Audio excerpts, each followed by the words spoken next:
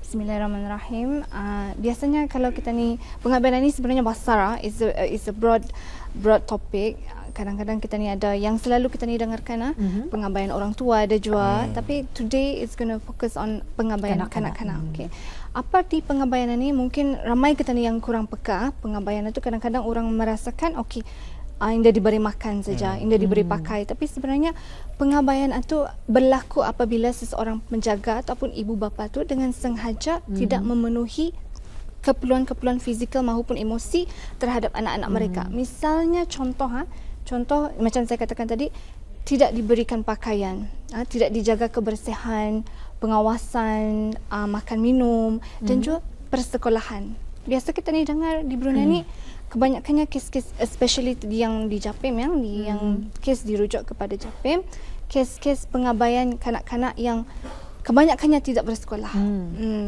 Dan kalau bersekolah pun dengan pakaian yang lusuh, tidak kemas, kebersihan tidak dijaga, kesihatan pun tidak terjamin. Jadi ini yang kita ni perlu kita ni titik beratkan, pasal ia semakin meningkat. Kalau di Japim saja sejak 2010 ada sebanyak 89 kes yang Japim berikan perlindungan tu, yakni place of safety, rumah keselamatan. Jadi apa yang kami ambil di Japim ialah kanak-kanak ni diberikan perlindungan buat sementara sehingga kesnya selesai. Jadi kadang-kadang ibu bapa kita ni indah tahu ke mana kalau sekiranya terjadi, kita ni indah tahu ke mana kita ni, apa yang kita ni akan hadapi. Kadang-kadang parents ambil lengah macam indah macam dia rasakan that we have government agency yang mengambil tindakan dan sebagainya. Tapi mereka ni indah tahu untuk menyalurkan ke mana sebetulnya. Yes. And then kadang-kadang parents macam seolah-olah indah takut dengan tindakan-tindakan yang akan diambil. Yes. Kadang-kadang kebanyakannya kes yang berlaku yang dirujuk di Japim melalui sekolah ni. Kadang-kadang sekolah pulang yang melaporkan bahawa anak ni kadang-kadang indah datang sekolah. Kadang-kadang dalam sebulan itu sekali dua kali saja. And then makan minum pun dah kena bekalkan. Apatah lagi duit. Jadi dari sana kita ni perlulah melihat simptom-simptom remaja ataupun kanak-kanak yang dalam pengabaian ni. Kalau dari segi umurnya, kalau kanak-kanak ni sampai 12 tahun sekali tu, yes. Umurnya yang paling damit yang diantar. Yang tadi anggap kanak-kanak. Yang sepatutnya yang dianggap kanak-kanak memang di dalam 12 tahun. Di bawah 12 tahun. Tapi yang dirujuk kepada Japim adalah kanak-kanak yang di bawah 18 tahun. Remaja. Dengan remaja dengan menggunakan Akta Children and Young Persons Act 2010. Jadi kami mengambil kanak-kanak yang di bawah 18 tahun juga. Okey, termasuklah tu dari umur 5 tahun ke atas hingga 18. The youngest di Japim yang I think 2013 adalah umur yang 4 tahun. 4 tahun the youngest. Yes. Itu kira penjaganya memang yang involved dengan masalah keluarga, macam contohnya drugs, and then dipenjarakan. Jadi kanak-kanak ni kami ambil untuk kami lindungi. Sebabnya kesian kan kalau tidak ada tempat tinggal, makan minum. Jadi inilah salah satu inisiatif kerajaan, usaha. Masalah yang mereka hadapi, kenapa mereka diabaikan tersebut setelah dikenal pasti, apa puncanya? Kebanyakannya in general kebanyakannya ibu bapa yang terlalu sibuk. Yang tidak ada komunikasi, interaction atau interaksi dengan anak-anak, sehingga diorang merasakan kalau lepas balik kerja tu menjadi beban terpulang. Sibuk, sentiasa sibuk. Sudah kerja. Kadang-kadang ada macam masalah kewangan itu. Memang kemiskinan di Brunei ini adalah satu faktor utama kalau dikirakan di Brunei ini yang tertinggi je lah kemiskinan, faktor kemiskinan. Jadi apabila sudah indah mampu, tidak ada lagi pendapatan yang tetap, mulalah tercicir anak-anak ni. Macam indah mampulah, kadang-kadang ada yang mengharapkan on bantuan-bantuan saja. Jadi kanak-kanak ni orang indah terpedulilah. Salah satu faktor juga ialah masalah keluarga. Macam saya katakan tadi, ada yang big families yang kurang kemampuan in a big family itu membuatkan mereka indah terjagalah. Atau semua. Mungkin barangkali bagi mereka yang terabai kerana kehidupan barangkali kurang selesa. Tetapi kadang-kadang ada juga yang bahaya ini, mereka yang hidup senang, mewah, tetapi mengabaikan anak-anak ni. Ada juga, ada juga. Itu salah satu contoh yang tadi yang parents terlalu mengejar impian cita-cita. Jadi anak pun bagi tercicir. mereka mungkin wang ringgit itu sudah cukup untuk berikan Untuk kasih sayang membahagiakan. kepada anak-anak tersebut. Jadi kanak-kanak yang diabaikan itu mencari kesenangan di luar. Betul. Kebanyakannya kes-kes pengabaian ini ia bercampur doa dengan kes sosial jua, penderaan jua. Kadang-kadang sudah kita ni terasa beban kanak-kanak mula dipukul. Jadi it involves dengan sekelip dengan penderaan. Itu antara lain kalau kita lihat punca-puncanya daripada kesibukan, salah satu di antaranya kurang kemampuan dari segi keuangan, tidak terkecuali itu merupakan salah satu puncanya. Dan biasanya masalah sebegini diambil alih oleh sama ada ahli keluarga dari sebelah lelaki ataupun perempuan, ataupun yang selalu mengambil alih masalah ini biasanya nenek. Kalau dalam situasi begini, apa peranan kita selaku ahli keluarga setelah mendapati anak ini diabaikan? Apa peranan adik-beradik? Apa peranan indong bapanya? Macam saya katakan tadi kebanyakannya kes yang family-nya ada masalah keluarga. Jadi apabila kita ni tahu sudah anak itu diabaikan, kita ni perlulah peka melihat keadaan itu seperti macam anak kita ni sendiri, ataupun seperti diri kita ni sendiri kena abaikan. Jadi kita ni perlulah mengambil inisiatif untuk menjaga anak ni sekiranya berkemampuan. Ada kadang-kadang ahli keluarga pun lepas tangan bukan anakku bukan anakku dan juga inda berkemampuan lah juga. Jadi di sana kami melihatlah anak itu sekiranya berlaku pengabaian, kami tidak akan mengambil terus-terus. Kami akan mencari keluarga terdekat yang berkesanggupan menjaga anak itu. Jadi apabila tiada sokongan ataupun tiada ahli keluarga terdekat yang tampil ke hadapan untuk memberikan kerjasama maupun mengambil anak ini, barutah kami ketampil untuk mengambil anak ini di place of safety. Kalau tadi disarankan oleh Japim sendiri, keluarganya yang terdekat, adakah ini akan dibuat perjanjian untuk mereka melakukan pengasuhan ataupun memantau anak-anak tersebut? Macam mana ni? Selalunya apabila Japim menyerahkan anak tua untuk kepada ahli keluarga lain yang terdekat, memang ada perjanjian bahawa anak ini di bawah jagaan BIS kita, dan dari segi termasuklah persekolahan, makan minum, pakaian, jadi BIS kita lah mengambil tanggungjawab itu. Tapi however kadang-kadang ada yang sudah diberi tanggungjawab itu kan India berkesanggupan, macam 1-2 months selepas itu India berkesanggupan. Jadi this is the main problem lah yang Japim also face, bahawa kadang-kadang awal-awal sanggup dan kemudian India sanggup. Jadi ini yang kita ni perlu fikirkan kemana anak ni sebenarnya. Where do we push anak ni kemana? Kalau ahli keluarga lain yang tidak dapat ataupun tidak berkemampuan untuk mengambil, kemana tujunya? Jadi kalau boleh, we are the last resort untuk mengambil anak ini ke rumah place of safety. Selamatkanlah. Jadi itu mungkin ada hubung kait dengan keluarga di sebelah pihak bapa ataupun pihak mamanya.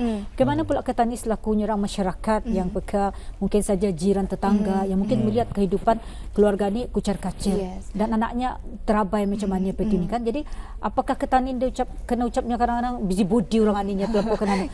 Apakah sebaik-baiknya barangkali mungkin supaya keluarga tu indah mengetahui yang saya melaporkan kes jiran sebelah, laporkan saja ke Japim tanpa diketahui oleh jiran. Memang. Actually kami ada talian helpline kami 141 di mana kebanyakannya kes-kes pun datang datang dari aduan 141 ini. Jadi apabila seseorang itu ataupun masyarakat lain mengadu, memang identiti laporan itu dirahsiakan. Jadi memang kami tidak akan menyorang berpadah macam Asiano melaporkan kebanyakannya kes-kes memang macam saya katakan tadi dari pihak sekolah ada, dari jiran-jiran pun ada. I think yang recently yang tersebar luas yang ada 5 orang anaknya yang diabaikan dan disuruh berjual-jual di kedai-kedai lah. Jadi this is what happened. Aduan sebenarnya itulah aduan dari masyarakat. Keprihatinan dari masyarakat itu sangat penting. So ini yang kita ni perlu we need to push this.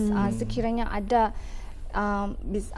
orang luar melihat keadaan itu yang membimbangkan, jangan dibiarkan. Maupun jiran tetangga atau seorang yang kita ni kenal, we need to push this sebab anak ni dah yang kita ni kena lindungi. Tani berikan kerjasama lah ya kepada mereka, khususnya anak-anak yang memang kita melihat mereka ni diabaikan. Jadi kita hendaklah memberikan laporan kepada hotline JAPIM, helpline ataupun helpline di talian 141.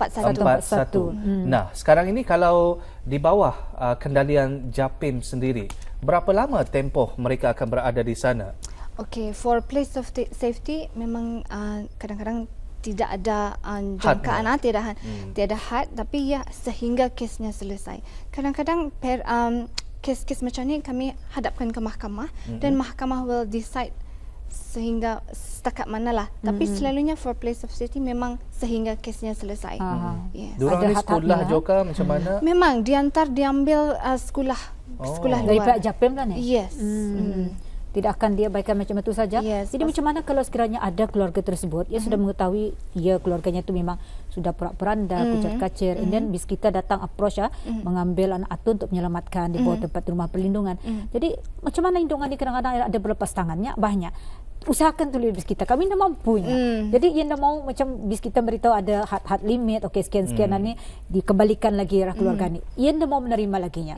Pasalnya kami dah mampunya untuk menyara anak aninya. Macam mana? Okay, this is the ada unique.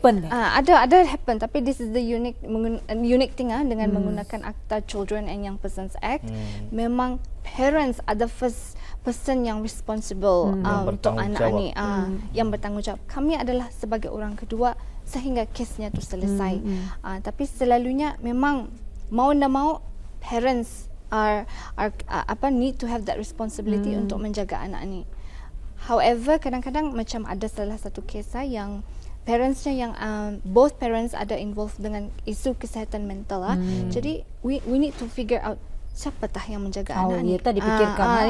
Pasal kedua-duanya kan ibu ada bapanya problem. ada kesihatan mental. Jadi sehingga kinilah anak tu masih dilindungi. Jadi we need to to see juga the capability of parents atau untuk menjaga anak ni.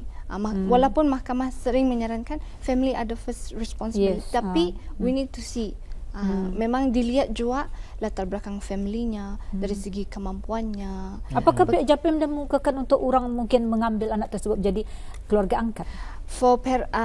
Kami ada foster care program. Jadi di sana kami nyorang bukakan untuk orang ramai untuk mengambil dijadikan sebagai anak angkat. Memandangkan both side atau jalan bapa mamanya ada mental problem. Selalunya that happens kalau ada lagi keluarga lain yang terdekat lah yang berkesanggupan. Kami dah just sekali asal ada kes kami bagi indah. We need to see. We need pasal kanak-kanak ni perintahnya di place of safety, so we need to see juga. Sekarang ditakuti sekarang makin lebih teruk lagi kalau diberikan kepada orang lain. And then yang akan mengambil anak angkat ini pun di-assess juga dari segi kedudukannya, pekerjaannya, macam mana background family, that all takes account lah. Baik, untuk mengejutkan kesedaran masyarakat peranan kita selaku lapisan masyarakat sudah tentunya apabila berhadapan dengan perkara sebegini, melihat anak-anak yang diabaikan, sudah tentunya kita akan memberikan laporan, melaporkan kepada pihak JAPIM. Dalam waktu yang sama juga peranan kita selaku ibu bapa sudah tentunya adalah orang yang pertama bertanggungjawab kepada anak-anak jika dia diabaikan. Nah, di sini apakah denda ataupun hukuman yang akan dikenakan kepada AUDA yang pastinya mengabaikan secara semata-mata mengabaikan sebegitu saja? Apa yang bakal mereka terima hukuman tersebut? That depends on mahkamah. Macam saya katakan tadi, sometimes ada bayar bond kena bayaran tertentu. Bayaran tertentu. Tapi selalunya parents itu diberi tanggungjawab. Sekiranya failure to fulfill that responsibility, baru tadi dikenakan denda. Yes. And we don't have an actual berapa hukuman dendanya. Kadang-kadang depending on case by case lah. Dan mungkin saja parents ini dipanggil dulu untuk diberikan counselling tertentu. Jadi kalau sudah mereka ni sekarang selesai siap sudah dikonseling, dia jauh mau berubah, baru mungkin tindakan mahkamah akan diberikan. Kadang-kadang the order by mahkamah tu untuk datang untuk mandatory counselling, ada juga for bonding, is actually for bonding dengan anak tu kan. Kadang-kadang dorang ni for them anak tu bagi dorang indah penting. Menyusahkan. For beban lah. Tapi however by the court order sometimes mandatory counselling is a must. Jadi di sana peluang untuk bonding dengan anak tu. Kadang-kadang the lack of interaction, komunikasi tu nada, masa tu nada. Jadi ada juga yang membagi menyatakan kami dah ada masa ni untuk datang. Jadi a failure to attend for mandatory counselling is also dikenakan saman. Yes. Baik, setelah mereka menjalani kendalian di bawah JAPIM ini, setelah mereka pulang kembali bersama dengan keluarga, adakah dilakukan pemantauan juga? Sememangnya bahagian di JAPIM ada salah satu bahagian iaitu bahagian keluarga wanita dan kanak-kanak, which kami ada menyediakan khidmat seliaan kepada kanak-kanak ataupun remaja-remaja, kami panggil residen dan penghuni yang sudah keluar dari kompleks rumah kebajikan, dan di sana akan dipantau dari segi pengawasannya, di sekolah ke indah, macam mana dengan pakaian diberi ke indah. Jadi di sana kami indah melapas cuma itu saja. Kadang-kadang ada yang so every month we pantau, dan juga dari segi counselling pun dipantau. We don't end the counselling session di sana saja, tapi we pantau seterusnya. Yes. Sehingga ia betul-betul nyarang kembali mantap, sudah stabil dengan family-nya, bondingnya baru dilepaskan. Baik, pesanan untuk semua daripada tajuk yang kita bawakan pada hari ini, jangan abaikan kami pengabaian kanak-kanak. Okey, semestinya kanak-kanak ni adalah nyorang keluarga, salah satu keluarga, dan juga kanak-kanak ni penting untuk kita ni sebab itulah amanah dan tanggungjawab kita ni. Jadi ingatlah bahawa seseorang anak yang gembira adalah anak yang sihat. Jadi anda boleh memastikan anak anda tu sihat, gembira, membesar menjadi individu yang sihat dan terjamin. Oleh itu sama-samalah kita ni menyayangi anak-anak kita ni dan hindari pengabaian. Alhamdulillah ya. Yang penting berikan kerjasama dengan menghubungi helpline talian yang telah pun disediakan 141. Yes. Alhamdulillah. Terima kasih kita ucapkan kepada Yang Mulia Dayang Atikah Ibrahim yang bersama kita dalam segmen Pembangunan Masyarakat. Mudah-mudahan ini akan dapat jadikan panduan dalam kehidupan